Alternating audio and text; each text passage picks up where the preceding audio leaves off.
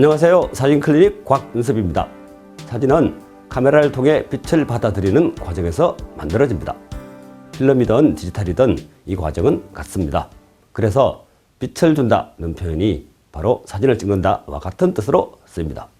그 빛을 얼마나 많이 주느냐의 문제가 바로 사진의 밝기와 색깔까지도 규정하는 것입니다. 빛은 이렇게 중요한 문제라서 사진의 역사 초기부터 골머리를 앓아왔던 것이 사실입니다. 오늘은 빛에 대해 알아보겠습니다.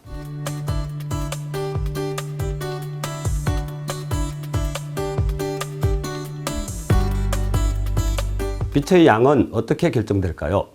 더도 덜도 없이 딱 두 가지, 셔터와 조리개입니다. 셔터가 오랫동안 열려있다가 닫히면 빛의 양이 많아지고 짧게 열려있다가 닫히면 빛의 양이 적어집니다. 조리개는 셔터와 더불어 빛을 받아들이는 통로인데 열렸다가 닫히는 것이 아니라 커졌다가 작아집니다. 우리가 살고 있는 디지털 시대의 스마트폰을 포함한 많은 카메라들은 P 모드 혹은 오토 모드라는 기능이 장착되어 있습니다.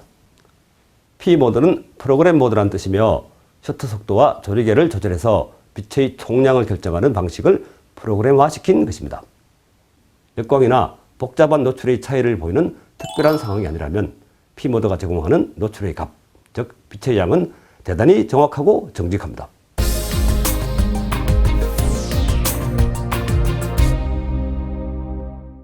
그럼 본론으로 들어가 보겠습니다. P 모드로 찍었는데 생각과 다른 결과물이 나온 경우 그 원인과 대처법에 대해서 말씀드리겠습니다. 먼저 적정 노출이란 무엇인가 알아볼까요? 하늘의 색깔이 파랗게 잘 나왔습니다. 시계탑이 있는 건물도 제대로 나왔습니다. 그런데 말과 사람의 동상은 어둡게 나왔죠. 또 다른 사진을 볼까요? 말과 사람의 동상은 밝게 나왔기 때문에 표정, 즉 디테일을 잘 읽을 수 있습니다. 그러나 하늘과 시계탑의 건물은 빛이 많은 상태, 즉 노출 과다 상태입니다. 이 두 사진을 놓고 우리는 적정 노출의 기준이 무엇인지에 대해 다시 생각해 봐야 합니다.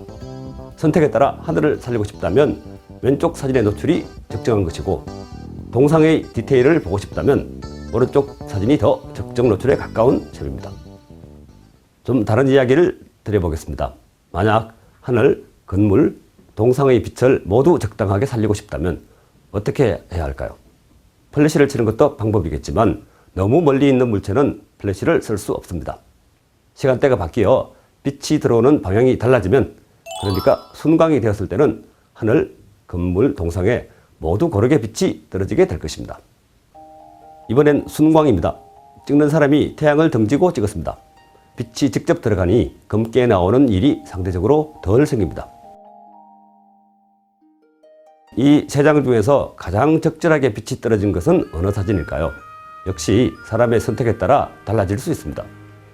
왼쪽은 적정 노출 상태이며 가운데는 한 스텝 부족시킨 상태, 오른쪽은 한 스텝 과다시킨 상태입니다. 역광, 즉 태양을 바라보고 찍었기 때문에 노출의 차이가 생겼고, 이럴 때 P 모드가 뭘 기준으로 노출을 제공했는지에 따라 어둡고 밝은 정도가 달라진 것입니다. 카메라 노출계가 노출 값을 재는 기준은 중간톤의 회색이다. 말 그대로입니다. 노출값, 즉 빛의 양을 결정하는 것은 카메라에 들어있는 노출계입니다. 이때 기준으로 삼는 색이 회색인데 그 중에서도 중간톤의 회색입니다. 이 중간톤의 회색보다 더 희거나 더 검은 대상은 정확하게 찍지 못합니다. 정확한 빛의 양을 결정하지 못한다는 것과 같은 말입니다. 쉽게 말해 카메라 앞에 흰색을 놓고 찍으면 카메라는 회색의 기준으로 다가서기 위해 흰색을 더 검게 만들어버립니다.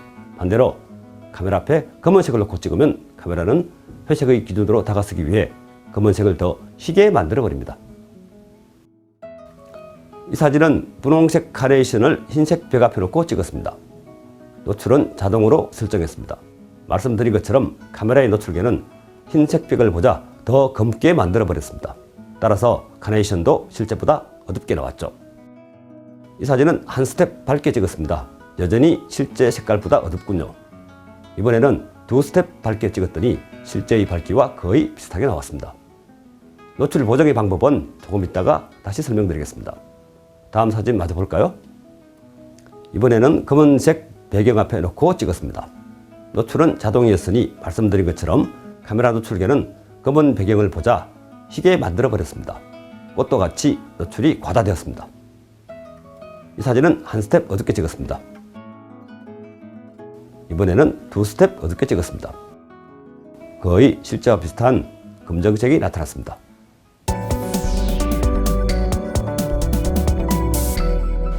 그렇다면 이제부터 노출을 보정하는 방법에 대해 알아보도록 하겠습니다. 첫 번째, 노출 보정 버튼을 활용하라. 흰색이나 검정색 때문에 적정 노출이 나타나지 않는 상황을 개선시키는 방법은 몇 가지 있습니다. 매뉴얼 모드로 찍을 줄 아시는 분들에겐 아주 쉬운 일이니 그 이야기는 빼겠습니다.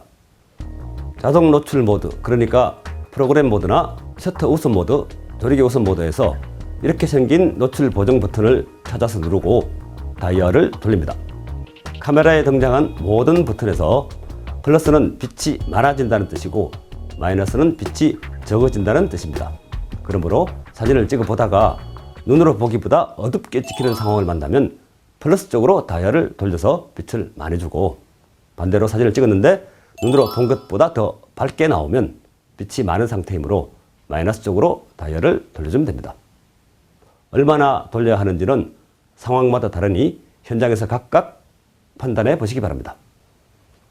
왼쪽부터 차례로 적정, 한 스텝 부족, 한 스텝 과다로 찍은 사진입니다. 한 스텝 부족 상태인 가운데 사진의 빛이 가장 적정으로 보입니다. 두 번째, 역광에서도 노출 보정이 필요할 수 있다. 태양과 마주보는 방향에서 찍는 것을 역광이라고 합니다. 측광 방식에 따라 다르겠지만 역광으로 찍다 보면 인물이 어둡게 나올 경우가 많습니다. 역시 이때도 노출 보정 버튼을 사용합니다. 자동으로 놓고 찍었더니 얼굴이 검어졌습니다. 노출 보정 버튼을 누르고 다이얼을 플러스 쪽으로 돌려 빛의 양을 늘렸습니다. 얼굴이 밝게 나왔죠. 세 번째, 흐린 날은 어둡게 찍어줘야 한다. 흐린 날에 자동 노출로 사진을 찍어보면 더 환하게 찍히는 경우가 왕왕 있습니다. 앞서 설명드린 것처럼 카메라가 설정한 적정 노출의 기준보다 더 어두우니 노출값을 많이 제공했기 때문입니다. 이럴 때는 처음부터 노출 보정 버튼을 마이너스 쪽으로, 그러니까 더 어둡게 찍어주면 실제의 상황처럼 찍을 수 있습니다. 오늘 순서는 여기까지입니다. 오늘 말씀드린 측광 그리고 적정 노출과 관련해 클리닉을 받고 싶으신 분은 사진마을 사진클리닉에 올려주십시오. 사진에 관한 모든 궁금증을 해결해 드리겠습니다. 고맙습니다.